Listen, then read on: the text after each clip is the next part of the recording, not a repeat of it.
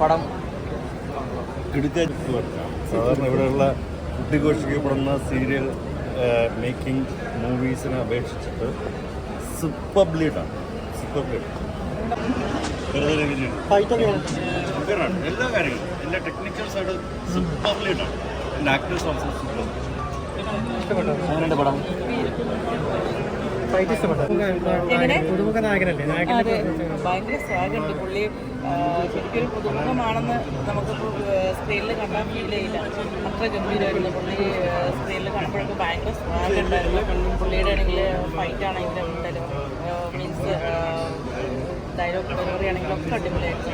പിന്നെ ഷാജേട്ടൻ പറയണ്ട, പുള്ളിക്കാരൻ പിന്നെ പൊളിച്ച്. നല്ല പടം. മലയാള സിനിമ അധികം പരീക്ഷിക്കാത്ത രസകരമായ ഒരു സബ്ജക്റ്റും ഗംഭീരമായ മേക്കിങ്ങും നന്നായിട്ടുണ്ട്. ഗംഭീരം.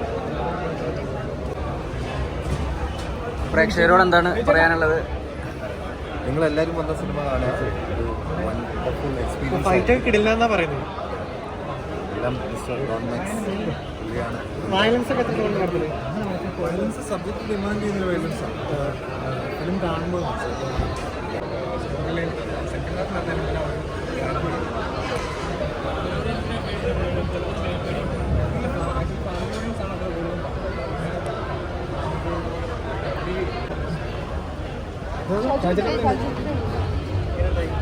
ചേട്ടാ പ്രേക്ഷകരോട് എന്താണ് പറയാനുള്ളത്?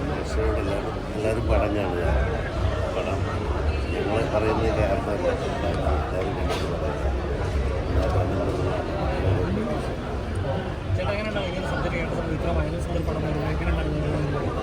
സബ്ജക്റ്റ് നന്നാകുമ്പോൾ സിനിമ നന്നാകുമ്പോൾ എല്ലാം ഓക്കെ.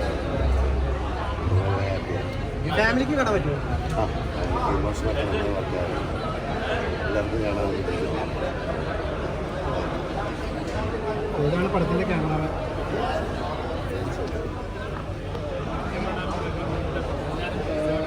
ഇത് ശരിക്കും ഇമോഷൻ പ്രേക്ഷകരോട് എന്താ പറയാനുള്ളത്? ഒരുപാട് സന്തോഷം. Very emotional. എല്ലാവരും തിയേറ്ററിൽ വന്ന് കാണുക, തിയേറ്ററിൽ തന്നെ പടം എക്സ്പീരിയൻസ് ചെയ്യുക. നിങ്ങൾക്ക് ഒരിക്കലും നിരാശ ഉണ്ടാവില്ല, എല്ലാവർക്കും ഇഷ്ടപ്പെടും.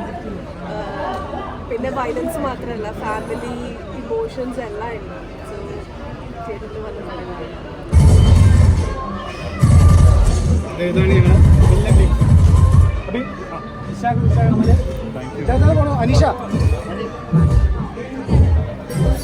ഒരു ചോദ്യം കൂടി.